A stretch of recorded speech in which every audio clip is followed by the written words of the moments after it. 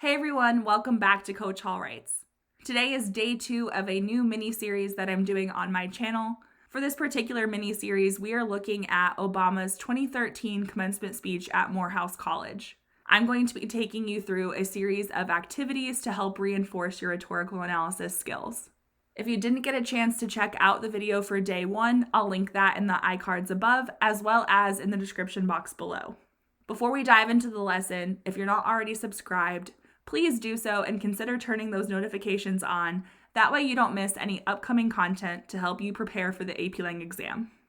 Now let's go ahead and get started. For the first part of today's lesson, we're going to practice analyzing the passage chronologically. Doing so helps you follow the speaker's line of reasoning, which can ultimately help you write a stronger essay. One activity that I frequently do with my students is I have them divide the passage into different sections. Now, as I tell them, when they divide a passage, it doesn't really matter to me if they divide it into 2, 3, or even 4 parts. The sections also do not need to be the same length. The goal, though, is to look at the passage and determine if there are different shifts in either topic, choice, or tone. Looking for those shifts can help you identify the major movements of the passage, which leads to a stronger chronological analysis. For this particular activity, I've already divided the passage for you. That way we're all working with the same sections. Now remember, if you use this technique and you divide the passage into sections, when you're writing your essay, don't refer to it as the first section or the second section, because on the exam, the person reading your essay is not going to know what you consider to be the first section. That's something you created on your own. When writing an essay, just say in the beginning of the speech or the middle of the speech, as opposed to the first section and second section. If you'd like to go ahead and do these activities along with the video, then please go ahead and check out the description box below. There you will find a link that will make you your own copy of these slides. So let's talk about how to approach this activity. Let's start with that top row, paragraphs 1 through 7. First, I want you to think about the major choice or choices that you notice in this particular section. If you did the activities on day 1, it's okay to use your notes. I want you to list those major choices in that box. Try to use rhetorically accurate verbs, so strong verbs that convey what the speaker is doing, and it's okay to use bullet points. For the middle box, I want you to think about the purpose of that section, not the purpose of the speech as a whole, just the purpose of that grouping of paragraphs. Go ahead and try to put a couple different bullet points there. In the last box, I want you to connect to the rhetorical situation. We talked about what the rhetorical situation is in the video for day 1, but just as a quick reminder, the rhetorical situation is either the space part of Space Cat or the soap part of Soapstone. Now, if you're not familiar with either one of those acronyms, the rhetorical situation is a combination of different components for the speech. It's the relationship between the speaker, audience, context, exigence, purpose, and message or argument. To simplify that even more, ask yourself this question. Why is the choice appropriate for that audience on that occasion? Or more specifically for this prompt, why does Obama make this particular choice for the graduates of Morehouse College on their graduation day? You'll repeat the same process for the section with paragraphs 8 through 12. And then in the bottom box, I'd like you to answer the question, what is the overall message of the commencement speech? Keep in mind that on the AP Lang exam, the prompt is going to mention either purpose, message, or argument. For this particular prompt that we're working with, which by the way is not from the College Board, it's something that I created, we're focusing on message. So therefore, I want you to think about the overall message of the speech. If possible, try to write that in a complete sentence. But basically, you're asking yourself, what is the takeaway? What does he want the graduates to realize? If you're doing the activity with the video, then please go ahead and pause at this time. When you resume, we'll go over some possible answers. Here are some possible answers. Please keep in mind that answers will vary, so it is okay if your answers look different than mine. For the first section, paragraphs 1 through 7, I said that some of the major choices present would be that he acknowledges the college's history, he quotes Mays, and he alludes to MLK. Keep in mind that we want to try to use what we call rhetorically accurate verbs. So we've got some strong verbs here, acknowledges, quotes, and alludes. Now, as far as the purpose of the section, Obama establishes a connection with the audience, he builds his credibility, and he personalizes the speech for the audience. Now, as far as how that connects to the rhetorical situation, By mentioning Mays and MLK, important figures affiliated with the college, it demonstrates that Obama did his research.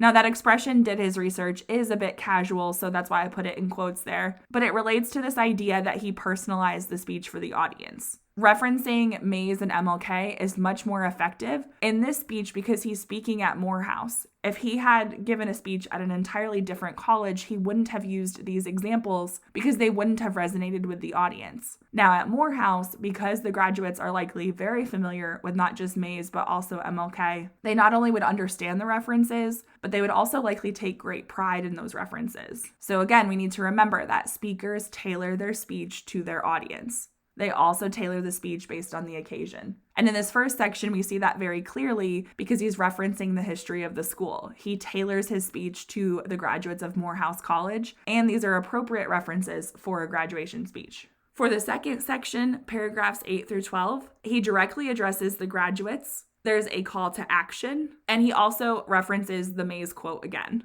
In that sense, that particular element of his speech sort of came full circle. Now, as far as the purpose of this section, there's a shift from the school's history to the nation's present and future. That's why I divided it into these two sections. I noticed that in paragraphs 1 through 7, he seemed to be focusing more on the school's history, whereas in paragraphs 8 through 12, there was more of a focus on the graduates themselves as well as the present and future. Additionally, as far as purpose is concerned, he hopes to inspire the graduates to continue the Morehouse legacy and make change. Now, as far as connecting it to the rhetorical situation, as graduates, these men are likely thinking about or planning their futures. Some of them might be going to grad school, others might already have a job lined up.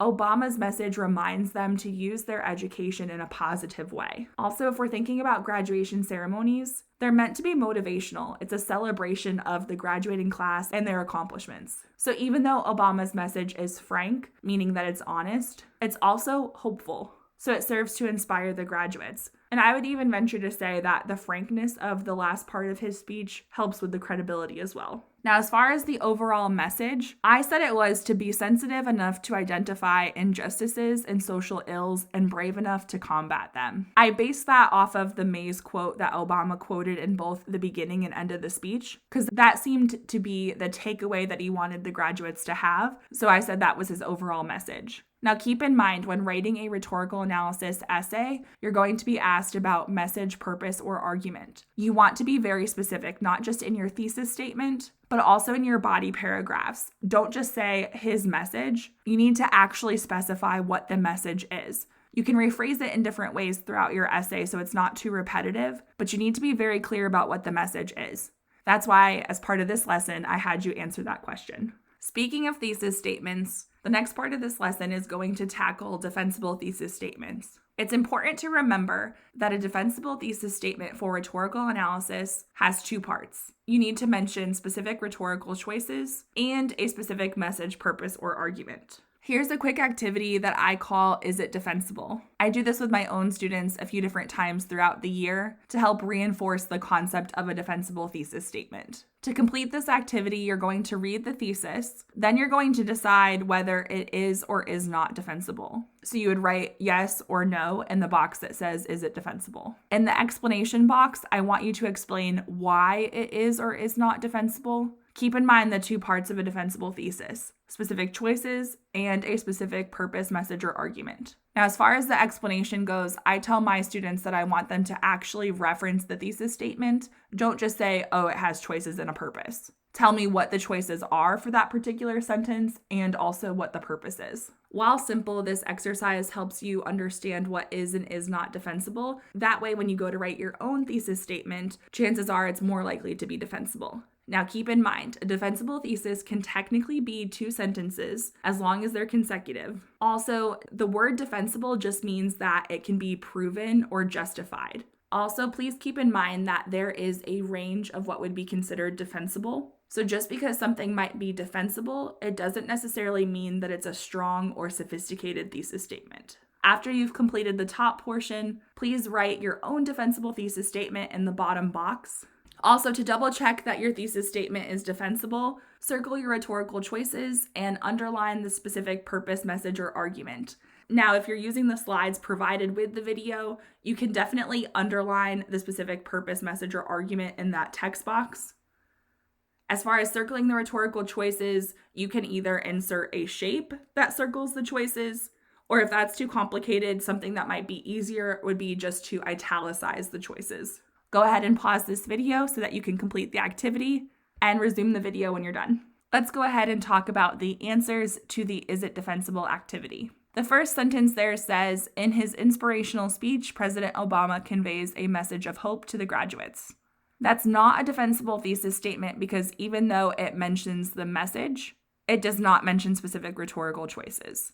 Because it doesn't have both components of a defensible thesis, this sentence alone would not earn the point on the exam. Now let's look at the second sentence there. It says, President Obama references Benjamin Mays and Dr. King, a famous Morehouse president and alumnus respectively, in order to inspire the graduates to continue to seek meaningful progress and policy changes.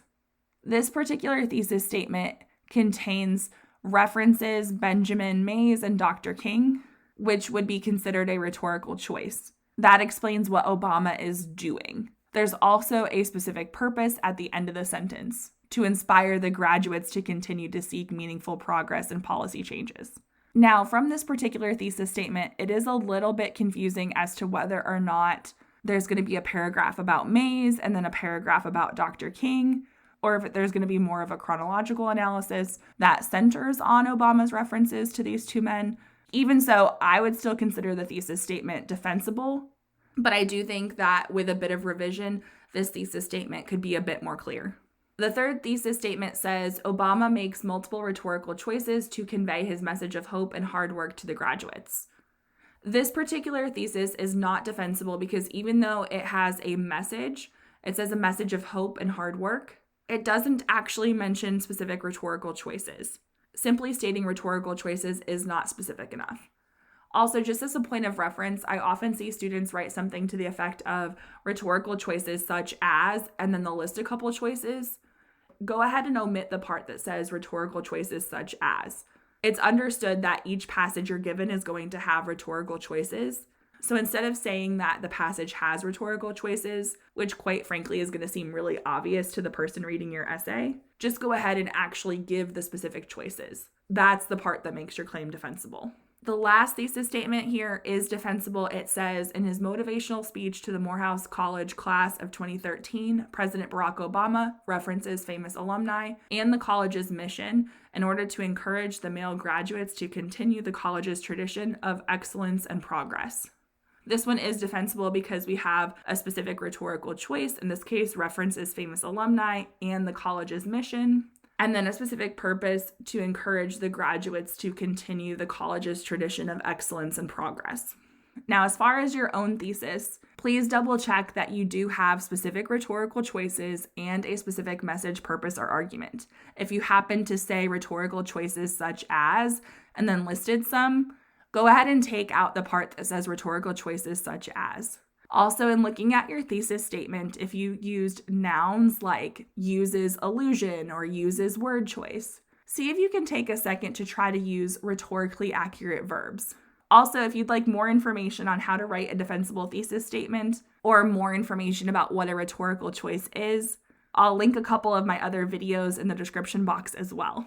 Thank you so much for your participation with this video. If you enjoyed it and found it valuable, then please do me a huge favor and give the video a thumbs up. Also, don't forget to check out the video for day 3 in this mini-series, because in that video, we're going to be talking about how to write effective commentary. Until next time, happy writing!